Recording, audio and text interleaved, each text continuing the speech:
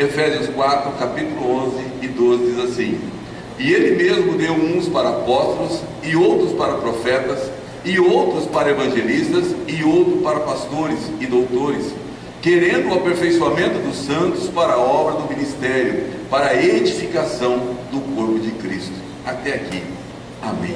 Pai, eu te agradeço, Senhor, por essa palavra, e eu peço a direção do teu Espírito Santo, Pai, que o Senhor esteja nos conduzindo nessa noite, que o Senhor tenha liberdade de falar na nossa vida, Pai, que o Senhor tenha liberdade de falar em cada coração, que o Senhor venha despertar, Pai, o chamado no coração dos teus filhos, ó Pai, que todos estejam atentos, Senhor, para ouvir o teu chamado, ouvir a tua voz, Pai, clamando que o Senhor quer, Pai, usá-lo na tua seara. Em nome de Jesus, Pai, eu declaro teu senhorio sobre todos nós nessa noite, que o Senhor venha nos dirigir, em nome de Jesus. Amém e amém, Senhor. Igreja, podeis assentar. Como eu disse, irmãos, esse texto é somente um pretexto, vamos dizer assim, para nós começarmos um assunto que nós queremos tratar durante os próximos dias. Já falei com os irmãos que nós estamos... já marcamos assim, já entramos no pedido de formação da igreja, né?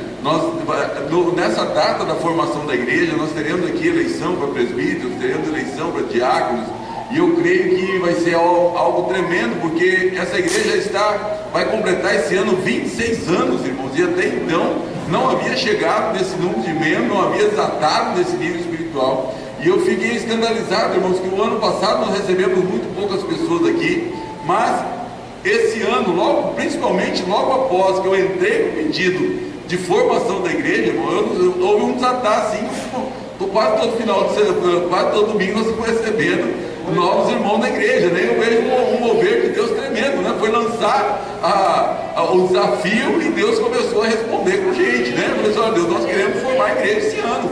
E Deus está mandando o número de pessoas necessárias para isso, né? E já ultrapassou esse número, e nós queremos, né, até o mês de maio, né? Eu não confirmei ainda a data, mas eu vou confirmar com a diretoria a data para nós formarmos a igreja. Mas para nós formarmos a igreja, irmãos, eu gostaria de tratar de um assunto muito importante, que é a respeito das qualidades do obreiro, né? Mas na realidade é a respeito do coração do obreiro, né? Do chamado do obreiro para a obra do Senhor, porque Deus chama e capacita homens e mulheres para diferentes funções dentro da igreja. É que esse texto que nós lemos aqui: Deus deu um para apóstolo, para profeta, para evangelista, para pastores, para mestres. Esses são os dons ministeriais que nós falamos. E existem também os dons espirituais, que é uma outra questão, né? Que está lá em 1 Coríntios, capítulo 12, do versículo 8 ao 11, que fala também que deu dom de palavra de sabedoria, palavra da ciência, dom a fé, né? Dom de curar, dom de operar maravilhas, dom de profecia, dom de discernir espírito, dom de variedade de línguas. São dons espirituais que o Senhor deu para a igreja, até mesmo a interpretação de línguas, e tudo isso com o objetivo de fortalecer o corpo de Cristo, né? De municiar aqueles que são chamados com ferramentas para o ministério. Mas nós não podemos negar, irmãos, que há algo ainda mais, né? Porque essa escolha tem que ser feita através do Espírito Santo, né? Como lá no livro de Atos, capítulo 6, versículo 3, que fala da escolha dos diáconos lá: escolhei, pois, irmãos, dentre vós 7 homens de boa reputação, cheios do Espírito Santo e de sabedoria. A igreja que escolhe, nós cumprimos essa passagem aqui de Atos, que a igreja é quem faz a escolha, a igreja que olha para dentro dela e fala assim: olha, nós temos aqui pessoas, né, capacitadas, pessoas cheias do Espírito Santo para essa obra. Mas mesmo assim, irmãos, nós vemos também outros textos bíblicos que nós encontramos as características para quem é chamado e quer desempenhar alguma obra, alguma tarefa dentro da casa do Senhor.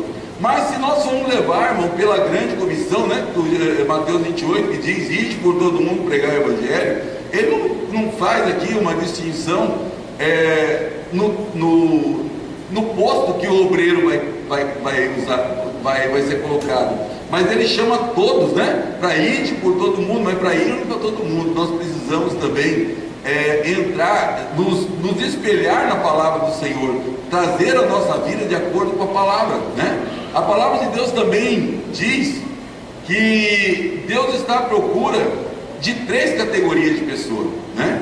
Lendo a palavra, nós vemos lá em Ezequiel, capítulo 22, versículo 30, que Deus diz assim: e busquei dentre eles um homem que estivesse tapando o muro, e estivesse na brecha perante mim por esta terra, para que eu não a destruísse, porém ninguém a achei. Irmão, sabe quem Deus está procurando aqui? Deus está procurando intercessores. Deus está procurando homens e mulheres de oração que se coloquem na brecha. Se coloquem na brecha pela sua própria família, se coloquem na brecha pela sua cidade, se coloquem na brecha pelo seu estado, pelo seu país, pela sua nação. Deus está procurando intercessores, né? Como ele disse lá em Sodoma, quando ele destruiu Sodoma e Gomorra, ele também procurava ali pessoas que se colocaram na brecha, mas não existia ninguém.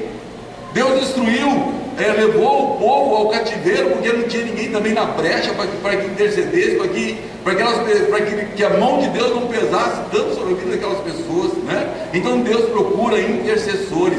E nós tivemos aqui, irmãos, um seminário ao ano retrasado, né? Foi 2 anos, acho que o pastor Jonas esteve aqui, e ele falou sobre intercessão, irmão. E intercessão é muito mais profundo do que muitos imaginam. Muitas vezes nós imaginamos que intercessor, né, na igreja é só aquele irmãozinho que às vezes nós temos algumas a característica de encontro, né? Que a gente levanta intercessores, o intercessor fica geralmente no canto da igreja, né?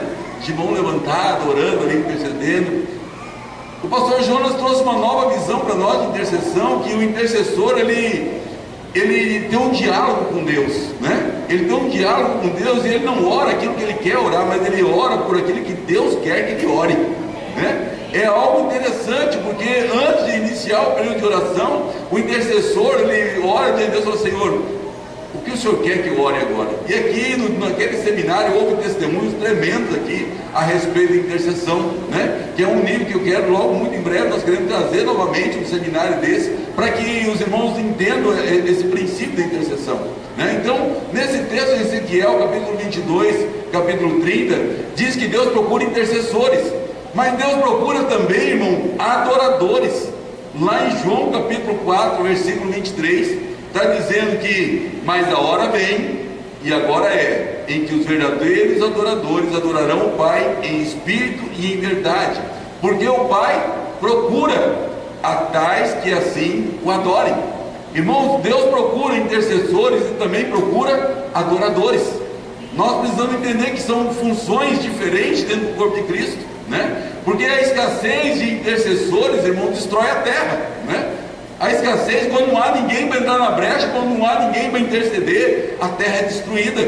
Muitas vezes nós vemos famílias que estão aí sendo destruídas porque não se levantou ninguém dentro daquela família para interceder por aquela geração, para interceder por aquele povo.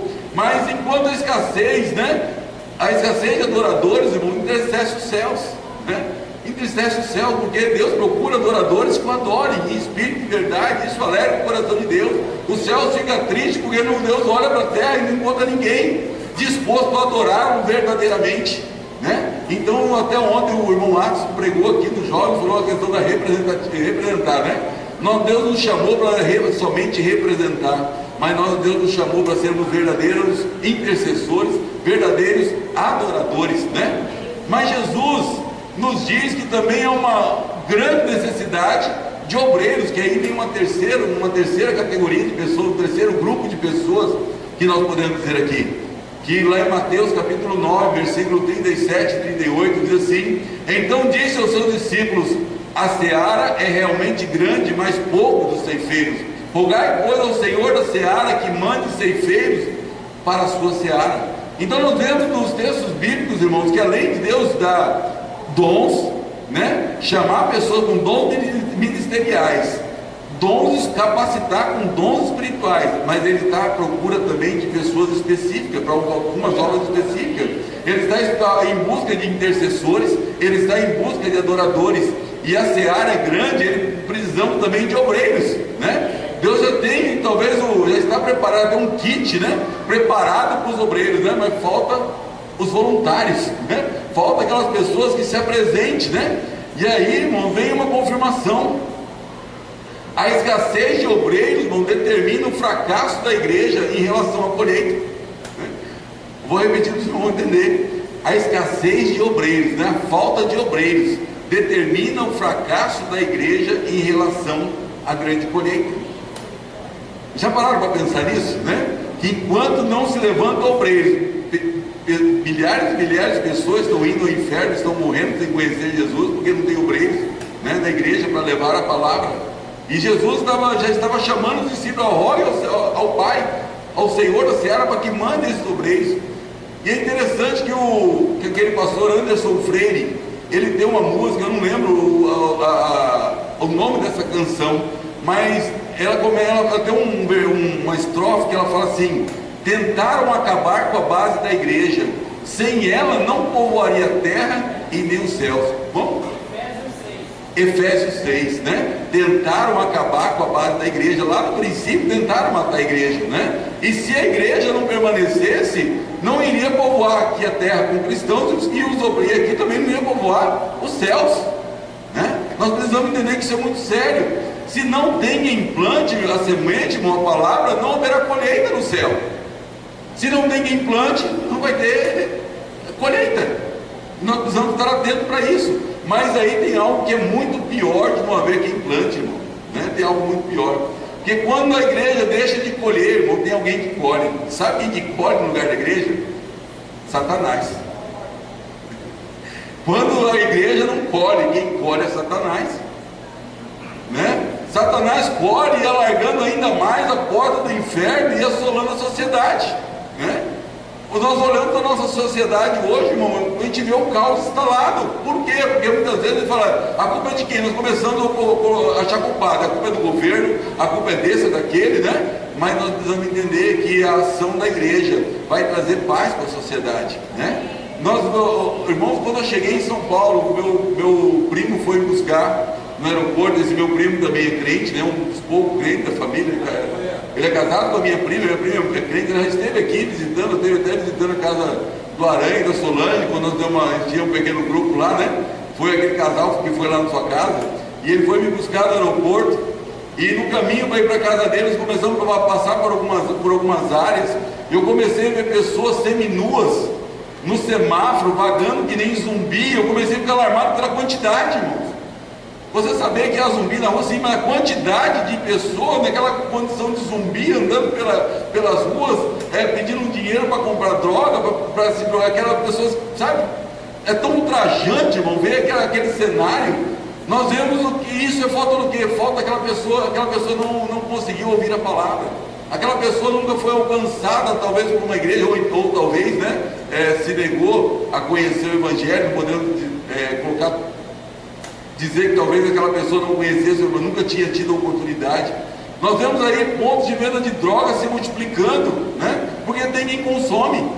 Nós vemos aí a prostituição, até aqui na cidade mesmo, fiquei sabendo nesse último final de semana, a Polícia Civil andou aí numa casa noturna e conduziu um monte de adolescentes aí que estavam consumindo, ingerindo bebida alcoólica, né? Então, porque se eles estavam numa casa noturna ingerindo bebida alcoólica, é um relato que eles não estavam na igreja. Se eles estivessem na igreja, eles não teriam sido conduzidos, né? Se eles tivessem sido tocados pela igreja. Irmão, eu fiquei tão impactado, porque eu fui numa região da cidade de São Paulo, onde morava um parente, e quando eu cheguei naquela região, eu comecei a ver um movimento esquisito, tanta gente à toa na rua, e um para cá, outro para lá, um para cá, um para lá, e eu comecei a ver aquele negócio estranho. Eu falei: primo, o que está acontecendo? Ele falou: rapaz, do lado que tem 3 biqueiras, 3 pontos de venda de droga em menos de 80 metros, irmão. Em menos de 80 metros, 3 pontos de venda de droga. Um do lado, outro na frente, outro mais na esquina. Eu falei: misericórdia, que correria é essa? Né? E a gente vê que naquela região parece que o mal está predominando.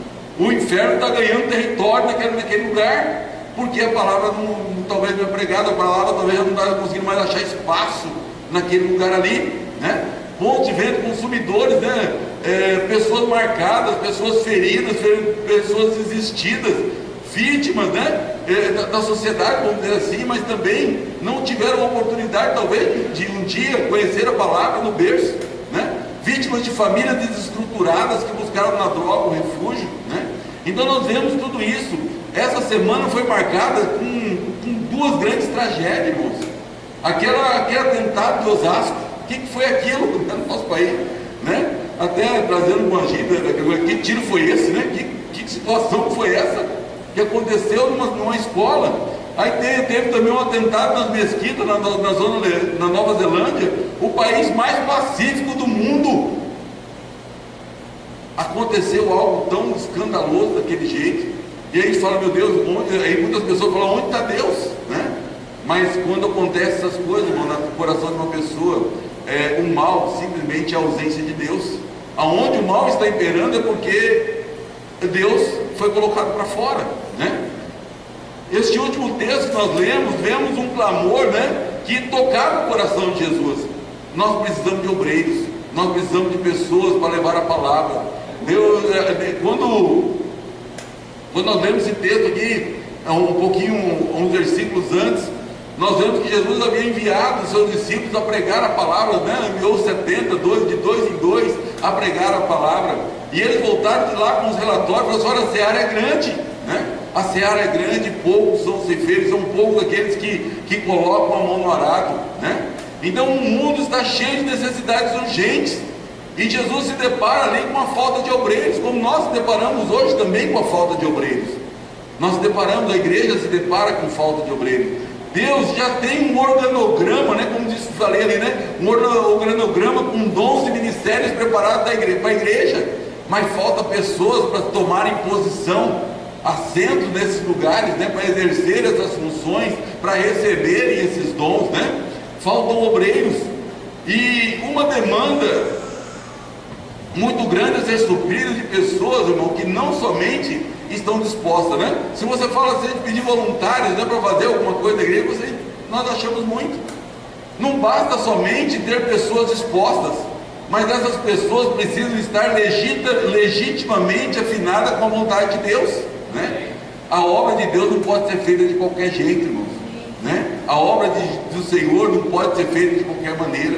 Não basta nós só falando, nós queremos obreiro e vem de qualquer jeito, né? Vem qualquer um que aparecer, você já vai ali colocar para fazer a obra, porque precisa de capacitação. A pessoa precisa estar afinada com a vontade de Deus, né?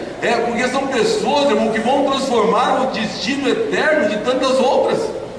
Quando você prega uma palavra para alguém e essa pessoa se converte, irmão, você vai definir o futuro eterno dessa pessoa. Já parou para pensar nisso? Quando você leva a palavra para alguém, que você discipula alguém, que você traz essa pessoa para andar com Jesus, né? Que você cuida daquela pessoa, você está definindo a eternidade dela. Já parou para pensar que missão tão nobre que o Senhor está confiando para os seus obreiros, né? Você está preparando aquela pessoa para uma eternidade, não é só para passar uma chuva, né? Muita gente está preocupada, fulano está passando tanta necessidade, eu vou arrumar um sacolão para ela. É uma coisa momentânea, mas nós precisamos pensar que nós estamos ali trabalhando com uma obra que nós vamos encher o céu, né? Com uma obra que nós vamos levar pessoas para a vida eterna. Isso não pode ser feito de qualquer forma. O interessante, lá no Antigo Testamento, a Bíblia diz que na época de Saul, ninguém se importou em buscar a arca, né? A arca havia sido tomada pelos filisteus, aí deixaram lá nas divisas de Israel. Aí Davi assume o trono, e Davi fala assim, olha, eu quero buscar a arca, né? Aí ele fala com o povo, chama o povo, fala, olha, vamos buscar a arca. Vamos, aquela festa toda, todo mundo ficou contente, todo mundo ficou alegre. Davi pega um carro de boi novo e um monte de gente fala, vamos buscar a arca. Quando chega lá, ele pega uma arca, coloca uma arca naquele carro de boi, e eles vêm andando, de repente o boi tropeça, e Uzá, um dos homens que estava ali ajudando a conduzir, colocou a mão na arca, e a Bíblia diz que aquele homem foi fulminado, né? Fulminado por Deus. Por quê? E Davi começou, mas por que aconteceu isso?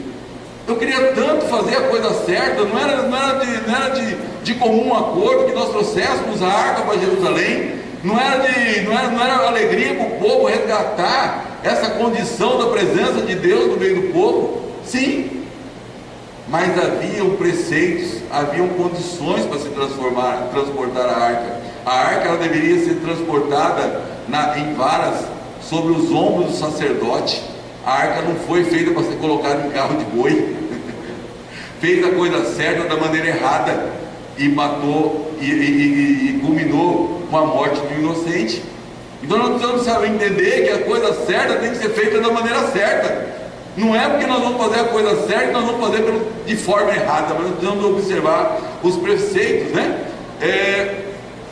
A mobilização, irmão, de um tipo de contingente desse é precedida de um processo de qualificação. Quando nós vamos preparar obreiro, homens e mulheres para a obra do Senhor, precisa ter um processo de qualificação. Infelizmente, irmão, poucos correspondem ou não estão dispostos a se submeter, né?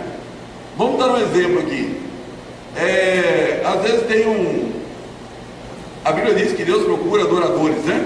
Aí tem uma pessoa que gosta muito de tocar. Pensa aquele cara que toca, mas toca bem barbaridade, né? Aí ele vem para a igreja e fala: olha, eu quero tocar. Tá bom, você quer tocar? Vamos tocar, você vai ter uma oportunidade de louvor. Aí ele começa a tocar. Antes de ele começar a tocar, o pastor vai conversar com ele e fala: mas qual é a sua profissão? Eu toco na noite, né? Eu toco em barzinho, eu toco na balada. Mas peraí, mas não tem como compactuar as duas coisas. Não tem como você tocar um dia no barzinho e no outro dia você subir no altar da igreja. Aí a pessoa fala: pastor, eu queria tanto tocar, mas você não deixa. Não é que o pastor não deixa, né? Mas é que existem requisitos, né? E às vezes a pessoa não está disposta a abrir mão daquela outra condição. Às vezes a pessoa não está disposta a se alinhar com o padrão bíblico exigido para a pessoa ser um obreiro na casa do Senhor. Às vezes a pessoa: eu quero, eu vou, mas a pessoa não está alinhada com a palavra de Deus, né? E nós precisamos ter isso em mente. Infelizmente, poucos estão correspondendo, ou até mesmo não está disposto a se submeter. Mas tem que fazer ensaio, mas tem que obedecer, eu vou ter que parar de fazer determinadas práticas. Não vou nomear todos aqui, né? Mas às vezes para a pessoa exercer uma função na igreja, é óbvio que ela vai ter que abandonar algumas coisas do mundo. É óbvio que ela vai ter que abrir mão de alguns privilégios, né, que quando ela era do mundo ela tinha, né? Muitas vezes uma vida desregada, a vida de cachaçada, ou a vida não é nem uma cachaçada, mas às vezes ali, aquela cervejinha com os amigos no final de semana, ela vai ter que abrir mão para ela ser um obreiro na casa do Senhor. Ela vai ter que acertar a sua vida conjugal, ela não vai poder se relacionar com quem bem entende, né? Ela vai ter que ter uma vida alinhada com a palavra de Deus, né? Então como nós precisamos, tem também, né, a questão da qualificação. Quando você vai, vamos dar um exemplo aqui: tem uma vaga para motorista numa empresa, né? Paga bem, e você quer aquela vaga, mas você chega lá, o cara fala assim: você é habilitado? Não, eu sei dirigir, mas não sou habilitado. Tem que se qualificar, tem que se preparar para exercer, né? Então Jesus fala, irmão, da necessidade de obreiros, mas porém mais à frente no texto de Mateus ele conta uma parábola alusiva ao reino dos céus. Fala: o reino dos céus é semelhante a um senhor que deu uma festa, e começa ali a contar, fazer algumas comparações com o reino dos céus, e ele termina Mateus 22:14 dizendo assim: porque muitos são chamados, mas poucos os escolhidos. Muitos são chamados, mas poucos escolhidos. Então há uma distância muito grande entre ser chamado e ser escolhido. Há uma distância muito grande, há um estreito caminho no qual muitos têm fracassado. Muitos começam a caminhada, mas chega num ponto que ele desiste, né? E nós precisamos rever essa situação, porque não é interesse da pessoa desistir, mas é interesse que ela continue. Parece que Jesus está falando aqui de um efeito funil, né? Já viu um funil? Começa, a boca está larga, mas de repente está afinando, né? De muitos sobram poucos. De muitos sobram poucos, diz a palavra. Isso que está dizendo é a palavra, né? Aptos para fazer a obra. Isso mostra, irmão, que também no mundo espiritual há um processo de seleção. Não sou eu que estou dizendo, não sou eu que estou colocando essa condição, irmão. Nós estamos falando aqui de palavra do Senhor, de texto bíblico, né? Há uma seleção no mundo espiritual que vai separar aqueles que são chamados. Quando nós vemos no Novo Testamento, os apóstolos: não, escolhei dentre vós, né, homens cheios do Espírito Santo. Escolha, não serão todos, mas terão aqueles que serão escolhidos, né? Aqueles que serão preparados para essa obra, né? Então nós temos que entender que, como um concurso público, né? Aqui, vários de nós aqui já fizemos concurso público, né? Você responde o edital, né? Abre o edital, você vai lá: tem tantas vagas, né? Eu vou fazer minha inscrição, né? Você vai lá, faz a sua inscrição, depois você faz uma prova e aí depois vem o resultado. Não é assim que funciona o concurso público, né? No reino de Deus é mais ou menos parecido, irmão, porque muitos são chamados, todos são provados, né? Todos nós que somos chamados para exercer o ministério, nós precisamos ser provados, né? Porém, poucos são os aprovados. É uma realidade, irmãos. É uma realidade, porque muitas vezes a pessoa está redondinha, vamos por assim, gabaritou português, mas não conseguiu média em matemática. Um exemplo aqui, né, irmão? Às vezes tem algumas áreas da vida que precisam ser ajustadas. Existem algumas situações que precisam ser acertadas. Não é de qualquer jeito ou do nosso jeito que nós vamos caminhar no chamado de Deus. Não é do nosso jeito. Tem pessoas que falam, não, se quiser é do meu jeito, eu sou assim e tem que ser assim. Irmão, o chamado não é seu, o chamado é de Deus. É Deus quem nos chama e é Ele quem dita as regras.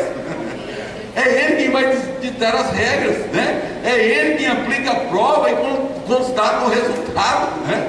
Quando nós somos, é Ele que vai aplicar essa prova para nós, no nosso dia a dia, e é Ele quem vai dar o resultado. Filho, você foi aprovado, né? Glória a Deus por isso. Todo aquele, irmão, que sente que tem um chamado, tem que aceitar e concordar com uma grande realidade. Quando você sabe que você tem um chamado, irmão, é uma certeza que você tem na sua vida, é de que nós não sabemos a melhor forma de viver as nossas próprias vidas, né? Quando você entende que você tem um chamado, você vai chegar à conclusão, fala assim, olha, eu não sei de nada, eu sei que nada sei, e Deus sabe tudo, né? Você vai chegar a essa conclusão que a sua vida está nas mãos dele, e ele sabe qual é o melhor caminho que te vai te conduzir. É ele que sabe o caminho que você vai ter que passar, né? Deus, né? A procura de Deus, irmão, deve se encontrar com a nossa procura, né? A garganta está secando, já está desligado esse ventilador aqui, irmão. Eu acho que ele está soprando o vento da minha garganta que está secando, né? A procura de Deus, nós lemos aqui que Deus procura adoradores, Deus procura intercessores, e Deus também está à procura de obreiros. Mas a procura de Deus, irmão, deve também encontrar com a nossa procura. Deus está procurando alguém que está procurando algo também, vamos dizer assim, né? A nossa procura deve se encontrar com a procura de Deus, e daí nasce o autêntico, né? O chamado autêntico que vai nos capacitar para mudar uma geração. O apóstolo Paulo, ele faz um apelo àqueles que são chamados, né? Lá em 2 Timóteo, capítulo 2, versículo 15, olha as palavras do apóstolo Paulo: procura apresentar-te a Deus aprovado, como obreiro que não tem do que se envergonhar, que maneja bem a palavra de Deus. Deus está à procura, mas nós somos orientados também a procurar se apresentar diante de Deus aprovado. Então por isso nós estamos falando que Deus está à procura, mas nós temos que estar procurando também. Nós temos que estar procurando nos alinhar com a vontade de Deus. Nós temos que estar procurando nos alinhar com a vontade de Deus. Nós precisamos estar no caminho que Deus quer que nós estejamos andando. Então a palavra é procura. Deus está procurando pessoas que também estão à procura dele, né? Não é qualquer um, não é de qualquer jeito, mas é pessoas que estão à procura dele. E é com base nesse texto, irmão, que nós queremos iniciar a partir de hoje uma série de ministrações, né? Nós queremos, hoje vai ser só a introdução do assunto, irmão, né? A partir de domingo que vem nós vamos começar a mexer um pouquinho mais profundo, né? Nessa questão da procura, na questão de ser aprovado por Deus e como nós vamos passar por essas provas. E aí que vai entrar numa parte mais interessante, né? Porque da mesma forma que nós falamos que o pai corrige o filho que ama, Deus também prova aqueles que ele quer usar, né, para que ele se torne aprovado, né? Todo obreiro, irmão, ele vai passar por um processo de prova, e é a respeito desse processo de prova que nós queremos começar a falar a partir da semana que vem, desse processo de se submeter muitas vezes à vontade e às provações que Deus coloca na nossa vida, a submeter nesse processo. Queremos fazer uma radiografia, irmão, da nossa personalidade sobre um aspecto muito pouco observado. Quando nós falamos aqui, Deus está à procura de obreiros e tal, todo mundo levanta a mão, mas nós queremos ver, ou fazer uma radiografia do nosso eu, do nosso coração, né? Creio que serão reveladas aqui nossas deficiências básicas, né, e muitas vezes motivacionais. Nós vamos começar a falar aqui, né, a respeito dessa prova e também o que nos motiva a estar na casa do Senhor, o que nos motiva muitas vezes a servir na obra do Senhor. Nós queremos limpar das nossas vidas tudo aquilo que sustenta muitos quadros de reprovação. Às vezes, quando uma pessoa faz uma prova e ela não passa nessa prova, ela reprova, né? E ela quer fazer de novo, né? O que ela vai fazer? Ela vai buscar consertar onde ela errou, não é isso? Né? Quem já fez uma prova vestibular e ela fez a primeira vez, não passou, ele vai estudar o quê? O ponto fraco. Peraí, o que estava acontecendo? Por que eu não passei nessa prova? Aonde eu fui reprovado? Qual área ali que eu deixei de estudar? Da mesma forma, irmão, nós queremos fazer uma radiografia do nosso emocional, da nossa maneira de viver, da nossa maneira de pensar, nos confrontar diante das provas que nós estamos atravessando, né? E eu tenho certeza que o Senhor vai fazer algo sobrenatural no nosso coração, na nossa vida aqui, né? E se você estiver disposto, Deus fará uma mudança profunda na sua vida, né? Eu tenho certeza que Deus fará uma mudança profunda no coração dessa igreja, né? No coração dessa igreja. Sei que Deus fará, principalmente na minha, irmão, porque quando a gente vai ministrar e a gente busca ministrar, fala que a vida passa primeiro pela panela. O primeiro a ser ministrado, não pode ter certeza que sou eu, né? Eu já fui ministrado nessa área em outros tempos e eu quero novamente reviver tudo aquilo que eu já fui ministrado e eu quero passar por essa prova novamente e sair aprovado, né? Porque o Salmo 139, versículo 23 e 24, o salmista, né? Ele faz uma oração dizendo ao Senhor assim: sonda-me, ó Deus, e conhece o meu coração. Prova-me e conhece os meus pensamentos, e vê se há em mim algum caminho mau, e guia-me pelo caminho eterno, né? Será que nós teremos coragem hoje de declarar esse texto, mas na essência mesmo para Deus, né? Será que nós temos coragem de se chegar diante de Deus e falar: Senhor, sonda-me, né? Será que nós estamos preparados para Deus olhar para dentro de nós e olhar as mazelas da nossa alma? Será que nós vamos estar, tipo assim, será que a nossa casa por dentro vai estar arrumada se Deus for lá e dar uma olhadinha, né? Sonda-me, né? Será que se Deus, né, se nós falarmos para Deus: Senhor, conheça o meu coração, será que Deus vai encontrar dentro do nosso coração? O que será que Deus vai encontrar escondido, né, na nossa alma? Será que vai encontrar somente amor, boa vontade? Ou vai encontrar traumas, feridas, né? Mágoas, né? A Bíblia fala também que Deus, ele nos prova, né? Será que nós teremos coragem de falar: Senhor, prova-me, né? Prova-me e conheça os meus pensamentos. Será que nós temos coragem de falar: Senhor, eu estou disposto a ser provado hoje, né? Eu sei que todos aqui estão aqui porque vieram em busca de uma palavra, irmãos. Mas eu tenho certeza que Deus está chamando essa igreja para desempenhar uma grande obra aqui em Anastácio, né? E eu creio que Ele vai provar os seus, Ele vai provar os seus filhos, né? E será que se nós falarmos para o Senhor: prova-me, conhece os meus pensamentos, como será que está o seu pensamento hoje, né? O que será que você pensou hoje? Será que você pensou somente coisas boas? Ou será que você maquinou o mal contra alguém? Será que você desejou o mal para alguém? Será que nós teríamos coragem de declarar esse versículo verdadeiramente ao Senhor? Sonda-me, né? Vê como está, vê se há em mim algum caminho mau. E pode ter certeza, irmão, que o Senhor, Ele vai fazer isso, né? Mas será que Deus vai se decepcionar? Eu creio que não. Eu creio que eu quero confiar aqui, irmãos, que o Senhor, Ele vai começar a fazer uma obra tremenda em nossas vidas. O Senhor vai nos limpar, vai nos capacitar, vai nos ungir, vai nos restaurar, vai fazer um rebuliço aqui nessa igreja nesses dias, né? No domingo passado, nós encerramos o culto com um louvor chamado Decisão, né? A decisão em mim é radical, né? Vou me lançar no sobrenatural, né? Vou me lançar no sobrenatural de Deus. E hoje eu gostaria de encerrar o louvor com uma outra canção, né? Eu gostaria de colocar, se você puder, se coloque de pé para nós cantarmos essa canção. Mas na realidade é que você venha meditar. Jovens, crianças, nessa canção, para serem usados pelo Senhor Jesus nesse tempo, nessa geração. E essa canção, ela fala justamente disso aqui que nós falamos, desse versículo que nós acabamos de falar.